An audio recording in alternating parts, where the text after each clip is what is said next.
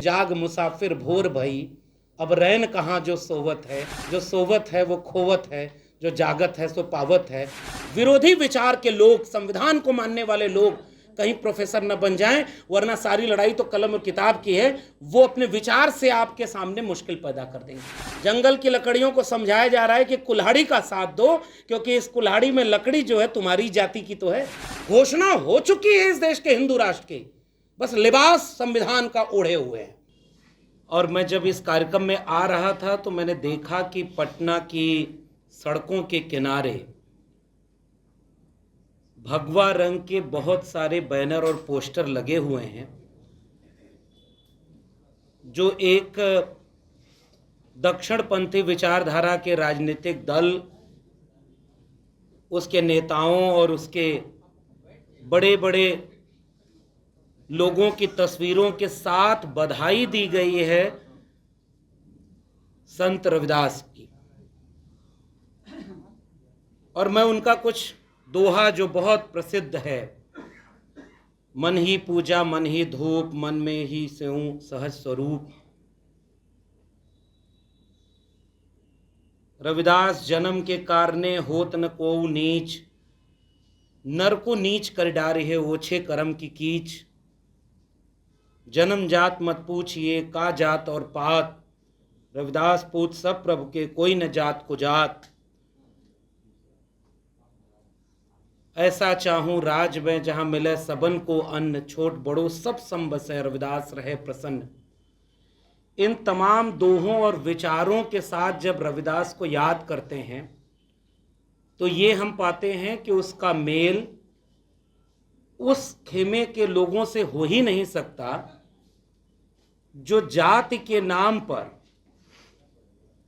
थोड़ी सी आबादी के वर्चस्व को कायम रखना चाहते हैं, जो चाहे हिंदू राष्ट्र की बात करें चाहे मनुस्मृति की बात करें, उनके मूल विचार में ही जातिगत श्रेष्ठता बोध है और सामाजिक न्याय के विचार के खिलाफ हैं।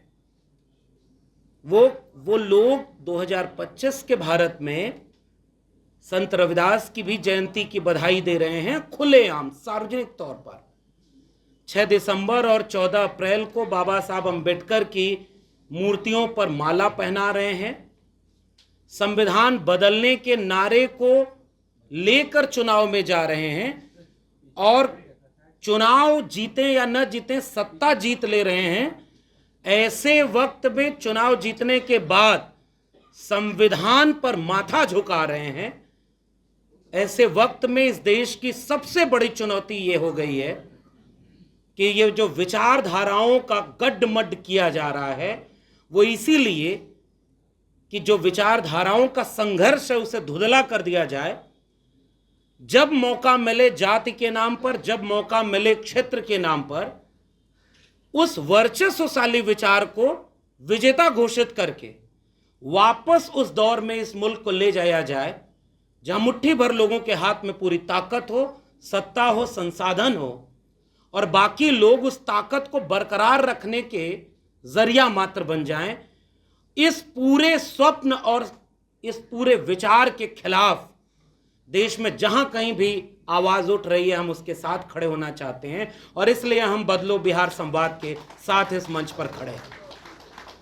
हम इस मंच से ये साफ करना चाहते हैं कि ये जो वैचारिक संघर्ष है, इसमें ये जो दोहरापन है, ये बहुत घातक है। एक ही फ्रेम में एक ही साथ गोडसे, गोलवलकर, हेडगवार, सावरकर और उन्हीं के बगल में अंबेडकर कभी नहीं हो सकते। इस बात को साफ करना है मध्यवर्गीय, पढ़े लिखे और थोड़े से जागरूक लोगों के बीच, जो इस लड़ाई को नीचे तक ले जाएंगे। और मुझे लग रहा है यहां जिन लोगों का एक जुटान है वो उसी तबके से लोग आते हैं। और इसलिए जिस वक्त ये बिहार बदलो बिहार संवाद हो रहा है और जिस विषय पर हो रहा है, पूर्व के वक्ताओं ने जितनी बातें कही थी उसे दोहराए बिना कम वक्त में गणतंत्र के 75 साल और उसमें बिहार में बदलाव की गुंजाइश। जिस बिहार में हम खड़े हैं इसका 2000 साल पुराना गणतंत्र का इतिहास है। सभा समिति 16 महाजनपद से लेकर के तमाम वैचारिक इतिहास की बुनियाद पर हम खड़े हैं, बुद्ध की जमीन पर हैं, महावीर के विचारों के साथ हैं। ये वही जगह है जहां से जगदेव बाबू, महामना रामस्वरूप वर्मा का विचार, त्रिवेणी संघ अर्जक संघ का विचार, इसी जगह पर जमीन के बराबरी के वितरण का सवाल, वो सब इस वैचारिक जमीन पर खड़ा रहा। सामाजिक न्याय के लिए संघर्षों की जमीन रही। मगर ये हम लोग कहते रहे कि उत्तर भारत में जहां दक्षिणपंथी विचार सबसे ज्यादा हावी हो रहा है, उस जगह पर जिम्मेदारी सबसे ज्यादा उन लोगों की अब बढ़ गई है कि उस चुनौती से एकजुट होकर के कैसे टकराया जाए और रोका जाए। क्योंकि मेरा पुश्तैनी राज्य है उत्तर प्रदेश, तो उत्तर प्रदेश में यह मुश्किल सबसे ज्यादा गहरा चुकी है। संत रविदास को बधाई देते हुए भाजपा आरएसएस के लोगों की तस्वीरों के साथ जो पोस्टर लगे थे, उनके बगल में हमने देखा कि कुछ पोस्टर ये भी लगे हैं पटना में, जैसे जीत लिया है दिल्ली अब वैसे जीतेंगे बिहार और फिर से बनेगी भाजपा सरकार। मुझे पता नहीं क्यों एकनाथ शिंदे याद आ रहे थे। कुछ लोग जो यहां पर राजनीति में हैं, सामाजिक न्याय से निकले लोग हैं, समाजवादी आंदोलन से निकले लोग हैं। वो जानते हैं कि दक्षिणपंथी खेमे के साथ खड़े होने से आप किसको ताकत दे रहे हैं। ऐसे वक्त में बिहार बहुत अहम मोड़ पर खड़ा है। और आज के इस कार्यक्रम के साथ ये बहुत बहुरंगी गुलदस्ता, मुझे लगता है कि जैसे हम आइडिया ऑफ इंडिया कहते हैं, जैसे आप ये सोच कर कहते हैं कि भाई उसमें जो डाइवर्सिटी है वो इसकी बाधा नहीं है, मुश्किल नहीं है, लेकिन कुछ लोग इस डाइवर्सिटी को तोड़ना चाहते हैं। उसमें दलित न नजर आए, पिछड़े न नजर आए, पसमानदा न नजर आए, महिलाएं न नजर आए, आदिवासी हाशिए पर ढकेल दिया जाए। और मैंने क्यों जिक्र किया उत्तर प्रदेश का, जहां से मैं आ रहा हूं, वहां कुंभ लगा और ऐसी भीड़ बना दी जाए जिसमें कोई पहचान न हो। मुख्यमंत्री ये कहे कि तैयारी आने की संभावना 40 करोड़ की है, तैयारी 100 करोड़ की है। और 3 चीजें, मैनेजमेंट, मीडिया और उसका सबसे बड़ा जो दावा है, मैनेजमेंट मीडिया के साथ उन्होंने जो सबसे बड़ा काम किया है, खुद का महिमा मंडल, हेलीकॉप्टर से फूल बरसाए जा रहे हैं और मारे गए लोगों की आबादी तादाद नहीं बताई जा रही। 45 करोड़ डुबकी लगा चुके हैं ये बताया जा रहा है, ड्रोन से, हेड मैपिंग से। और कितने लोग मार दिए गए, कितने लोग गायब हैं, इसकी गिनती नहीं हो पा रही है। लेकिन इससे ज्यादा बड़ी चुनौतीपूर्ण बात यह है कि इस पर डिबेट नहीं होने दी जा रही है। मीडिया में प्राइम टाइम पर डिबेट नहीं है और ये मैनेज्ड कर दिया गया। इसलिए यह संवाद महत्वपूर्ण है कि जिस पर वो डिबेट न करें, महिमा मंडन करें, उसे हमें जनता तक कैसे ले जाने का काम करना होगा। यह सबसे महत्वपूर्ण चुनौती है। और मैं विषय में जो 3 बातें हैं वही बस थोड़ा सा उसके सिरे को खोल करके इस संवाद की, और मैं मानता हूं कि यह संवाद एक आगाज है। चंद महीनों बाद बिहार को भी अपने मुस्तकबिल का फैसला लेना है और बहुत साफ कहा जाना चाहिए इस मंच से कि बिहार उस मुहाने पर खड़ा है जहां पर यह तय करना है कि बिहार 90 के पहले के दौर में वापस लौट जाएगा या वापस 2025 से आगे देश को दिशा दिखाने के लिए कोई नया काम करेगा। अब वो राजनीतिक रूप से हल हो जाए, किसी गठबंधन महागठबंधन से हल हो जाए, या नागरिक समाज को, संगठनों को ज्यादा बड़ी भूमिका निभाकर बिहार को 90 के पहले के बिहार से बचाना होगा। इस कार्यक्रम में जब गोपाल रविदास जी बोल रहे थे और बोलते बोलते वो भावुक हो गए, उन्होंने विषय पर कुछ नहीं बोला, लेकिन मैं मानता हूं कि इस विषय पर जो सबसे बड़ी बात बोली गई वो उनके जीवन के उस किस्से से है कि वहां आज भी कितना बदलाव हो पाया। ये 90 के बाद का बिहार है। जब वहां इतनी मुश्किल है तो उसके पहले की मुश्किल कितनी बड़ी रही होगी। जगदेव बाबू की शहादत हम बार बार मंचों से याद करते हैं। 100 में 90 शोषित हैं, शोषितों ने ललकारा है, धन धरती और राजपाट में 90 भाग हमारा। धन धरती और राजपाट, इन तीनों में 90 भाग जिस आबादी का है उसका 10 भाग भी नहीं है। यानी वो जो कुर्बानियां दी गई वो क्या जाया हो गई? इस बिहार की जमीन पर जितने जमीन के आंदोलन हुए, कम्युनिस्ट पार्टियों ने जो आंदोलन किए, जो सामाजिक न्याय के लोगों ने आंदोलन किए, आज जब बिहार यहां पर खड़ा है तो ऐसा लग रहा है कि वो आप बचा पाएंगे कि नहीं, मुश्किल यहां खड़ी हो गई है। और वो सारी मुश्किल इस बात के लिए कि जरूरी सवालों पर डिबेट ही ना हो। इस पूरी बातचीत में जो महत्वपूर्ण बात है, क्या ऐसा तो नहीं कि कल संसद में संविधान पर चर्चा हुई? भारतीय जनता पार्टी के नेताओं को चिंता है कि संविधान जब पास हुआ, जिस पर सबके दस्तखत हैं, उस पर 22 चित्र बने हुए हैं। उन चित्रों के साथ संविधान होना चाहिए जिसमें भगवान राम भी हैं, कृष्ण भी हैं। देश की जनता को पता ही नहीं है कि उन 22 चित्रों में टीपू सुल्तान भी हैं, अकबर भी हैं, गंगा भी है। हम तो चाहते हैं कि पढ़े लिखे लोगों को गांव तक ये सूचनाएं और तथ्य पहुंचा दिए जाएं। तो ये हिंदू मुसलमान की बाइनरी से जो बीजेपी खड़ा करना चाहती है आपके सामने सबसे बड़ा संकट, इसे आप रोक पाएंगे? क्योंकि ये बात लोगों को पता ही नहीं है। आप बताइए शांति निकेतन की वो पूरी टीम, लेकिन उसे पता है कि जब संसद में खड़े होकर पूछा गया कि कुंभ में आप फ्लॉप हो गए, आप धर्म का व्यवसाय बनाते हो केवल पॉलिटिकल माइलेज लेने के लिए, तो बीजेपी का एक सांसद खड़ा होकर कहता है कि आप धर्म विरोधी हो। सीधे उसने पूरी पार्टी को कह दिया कि यह धर्म विरोधियों की पार्टी है। और इसी बिहार के पूर्णिया के आसपास का एक सांसद कहता है कि हमारे यहां रहना है तो हिंदू बन के रहना होगा।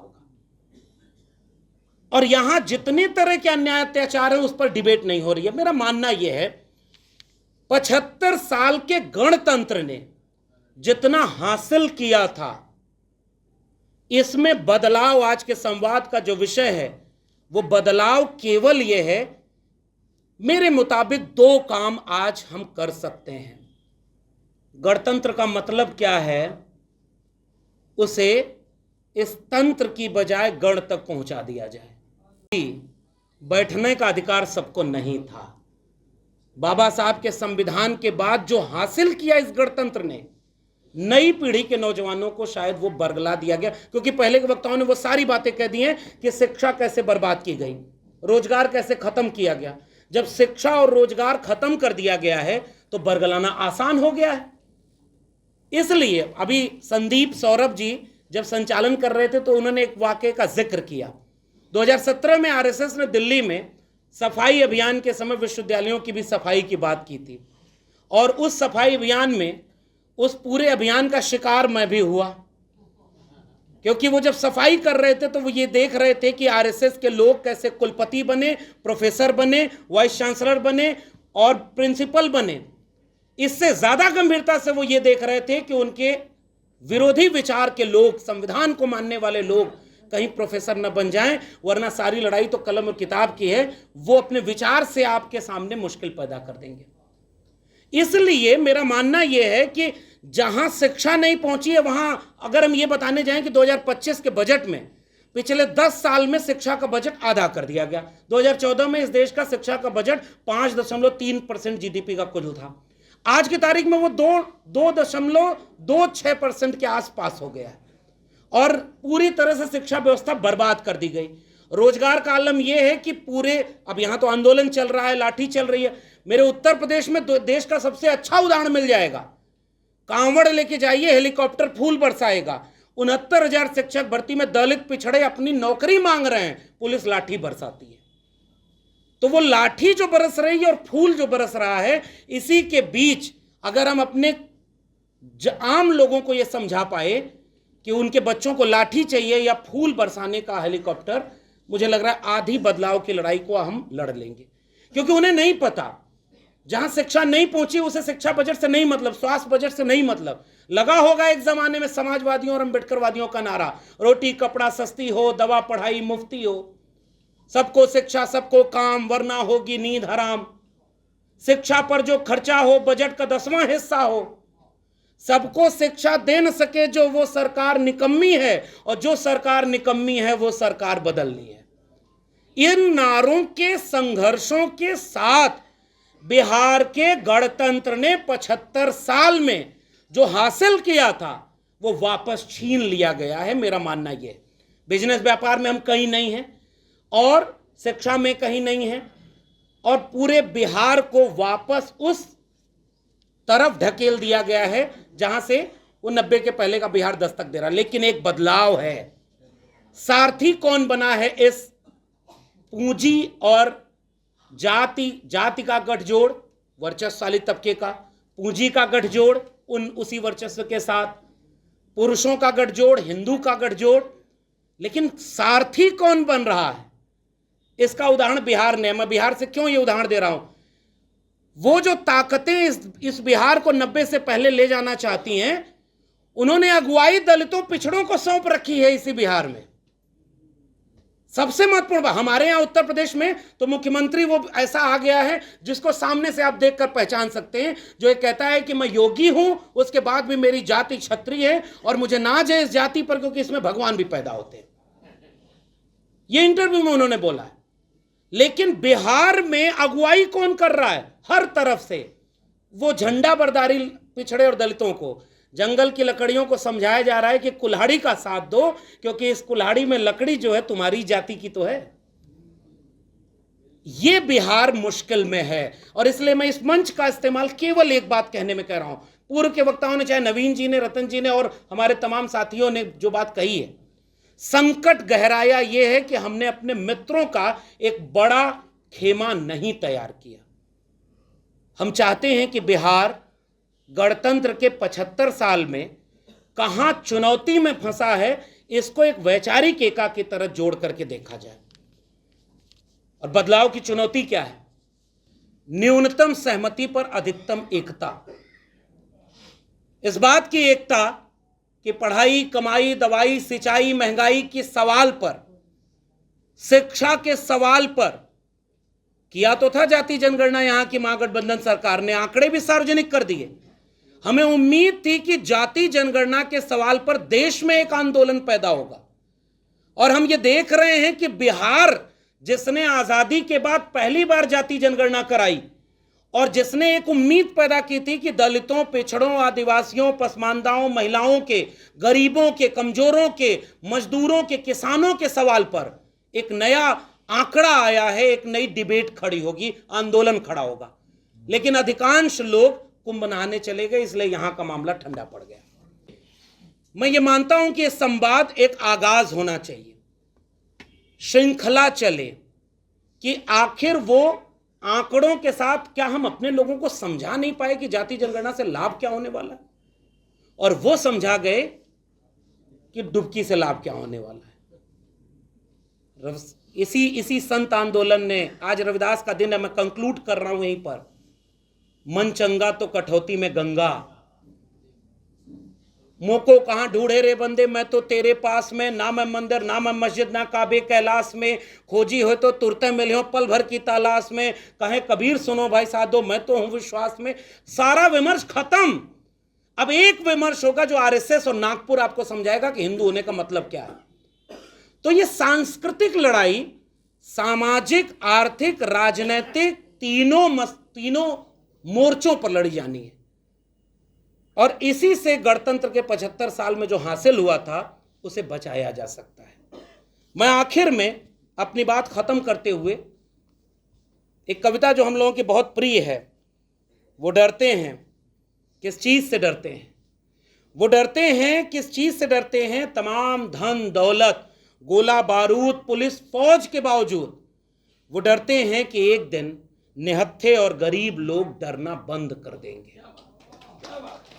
ये जो डरना बंद कर रहे थे लोग, उन्हीं को तो खामोश करने के लिए पहले डिलेजिटिमेट करो। अर्बन नक्सल गाली कहां से आई? यानी जो सवाल पूछे, जो तर्क करे, जो तथ्य से आपको खोज करके चुनौती दे, उसे गाली बना दो। और बाकी बातें मेरे पूर्व के साथियों ने कह दी है, इसलिए मैं अभी दीपांकर जी को हम लोग सुनेंगे भी। मेरा निवेदन यह है कि बिहार जिस मोर्चे पर खड़ा है, यह देश को दिशा दिखाएगा, क्योंकि आपके पहले हरियाणा में जो हुआ, मैं इशारे में ही ये कंक्लूड करना चाह रहा हूं, जो महाराष्ट्र में हुआ, जो दिल्ली में हुआ, दिल्ली में तो फिर भी अलग माहौल था, बाकी दो जगह तो उन्हीं के लोग कह रहे थे कि नहीं आ पाएंगे और आज वो सत्ता में बैठे हैं। आप लाख कहते रह गए। महाराष्ट्र में इलेक्शन कमीशन से क्वेश्चन पूछा गया है कि जितनी पॉपुलेशन है महाराष्ट्र की उससे ज्यादा वोटर हो गए। कैसे? 5 साल में जितने वोटर जोड़े नहीं गए उतना 5 महीने में जोड़ दिए गए। कैसे? ईवीएम पर उत्तर प्रदेश में मिल्कीपुर का एक चुनाव हुआ, कुंदरकी का एक चुनाव हुआ, और उन चुनावों में जहां आबादी आरएसएस और बीजेपी के खिलाफ वालों की 70% है, आज वहां बीजेपी का आदमी जीता हुआ है। पिस्टल टान करके पुलिस वाला वोटर के सामने खड़ा हो गया था। उत्तर प्रदेश आपको एक उदाहरण दे रहा है कि अगर बिहार को न रोका गया 25 में गणतंत्र के 75 साल से वापस ट्रैक पर जाने से, तो उत्तर प्रदेश का मॉडल पूरे देश का इंतजार कर रहा है। वोटर का वोट डालना ही महफूज नहीं। गणतंत्र ने सबसे बड़ी चीज जो हासिल की थी, अब वक्त नहीं है, नहीं तो मैं बाबा साहब का वो 25 नवंबर 1949 के भाषण की कुछ पंक्तियां पढ़ना चाहता था। जब बाबा साहब ये चिंता कर रहे थे उस दिन कि बड़ी मुश्किल से हम एक नए भारत को बनाने की दिशा में जा रहे हैं, लेकिन मेरी चिंता है कि जिस आजादी को हमने इतना कुर्बानी देकर हासिल किया, कहीं वो महफूज रह पाएगी या वापस खत्म हो जाएगी। आज 75 साल बाद चिंता इस बात की हो रही है कि संविधान महफूज रहेगा या नहीं रहेगा, वोट का अधिकार भी महफूज रहेगा या नहीं रहेगा। बदलो बिहार संवाद जो 25 में कर पाएगा उसका उत्तर प्रदेश में 27 में असर होगा। उत्तर प्रदेश वालों ने थोड़ा तो रोका। मैं उम्मीद करता हूं कि अयोध्या हारे थे, वो 240 पर रुके, बैसाखियां 2 मिली, लेकिन उन्होंने 3-4 राज्यों में अपने चुनावी प्रक्रियाओं को धता बताते हुए, पूरी मीडिया को मैनेज करते हुए, अमेरिका से हथकड़ी बांध करके भारतीय आ रहे हैं। कोई और सरकार होती तो अब तक क्या हुआ होता, आप कल्पना करके देखें। कुंभ में दूसरी सरकार थी, रेलवे स्टेशन पर पुल गिला था, सब इस्तीफा मांग रहे थे। आज वहां पर बड़े बड़े लोग जाकर डुबकी लगा रहे हैं और कह रहे हैं 144 साल बाद। सभापति, राज्यसभा के सभापति, उपराष्ट्रपति इस देश के साफ कहते हैं कि मुझे गर्व है कि मैं आरएसएस का व्यक्ति हूं, उपराष्ट्रपति बना हूं और 144 साल बाद आया, सनातन के लिए दिल बड़ा करके रखिए। घोषणा हो चुकी है इस देश के हिंदू राष्ट्र की, बस लिबास संविधान का ओढ़े हुए हैं। बिहार अगर इस खतरे को, चूंकि बिहार में वो गुंजाइशें हैं, अगर इतिहास बताने लगे तो स्वर्णिम इतिहास बहुत अच्छा है, वर्तमान लेकिन मुश्किलों में घिरा हुआ है। अगर ये जिम्मेदारी बदलो बिहार की गणतंत्र के 75 साल से हासिल जो हुआ उसे बचाने की हम नहीं कर पाए, तो फिर बहुत मुश्किल है कि इस कारवां को हम बचा पाएंगे, बहुत मुश्किल है। अब तो यहां पर होता ये है कि इस आगाज को करेगा कौन, इस लड़ाई को लड़ेगा कौन। न्यूनतम सहमति पर लड़ने का वक्त है। यहां जो लोग बैठे हैं उन लोगों ने वंचितों शोषितों की एका बनाई है। मुझे लग रहा है कि न्यूनतम सहमति पर एकता बना ली जाए तो ये जो 75 साल में हासिल हुआ, अगर हम इसे यहाँ रोक पाए, तभी वहाँ कर्पूरी ठाकुर एक पद कहते थे अपने भाषणों के आखिर में। बीपी मंडल, कर्पूरी ठाकुर, जहाँ जहाँ जो लड़ाई लड़ रहे थे, बाबू जगदेव प्रसाद कुशवाहा जो लड़ाई लड़ रहे थे, कई बार मैं पूरा बिहार घूमते हुए मुश्किल में पड़ जाता हूँ। नाम आप जगदेव बाबू का लेते हो और हो उनके खेमे में खड़े जिनसे लड़ाई जगदेव बाबू की थी, उनके सारे लोग उनको वोट दे रहे। तो सबसे बड़ी मुश्किल तो विचारधारा की आ गई। तो कर्पूरी ठाकुर जाते आते कहते थे और वो सारी बातें लड़ाई में लड़ी जा रही थी क्योंकि भ्रम फैलाया गया था। और मैं आखिर में एक छोटी सी चीज जोड़ दूं, उत्तर प्रदेश में सबसे ज्यादा मिथ फैलाया गया, दलितों पिछड़ों में सबसे ज्यादा किसने फायदा लिया, बिहार ने उसका उदाहरण दिया, फिर भी वो डिबेट खत्म नहीं हुई। मुश्किल इतनी बड़ी है कि उनका झूठ बहुत जल्दी फैल जाता है और जो सच है वो अपने बिखरे होने के नाते लड़ाई हार जाता है। कर्पूरी ठाकुर बार बार कहते थे, उठ जाग मुसाफिर भोर भई, अब रैन कहाँ जो सोवत है, जो सोवत है वो खोवत है, जो जागत है सो पावत है। बदलो बिहार संवाद मैं मानता हूं कि एक आगाज होना चाहिए।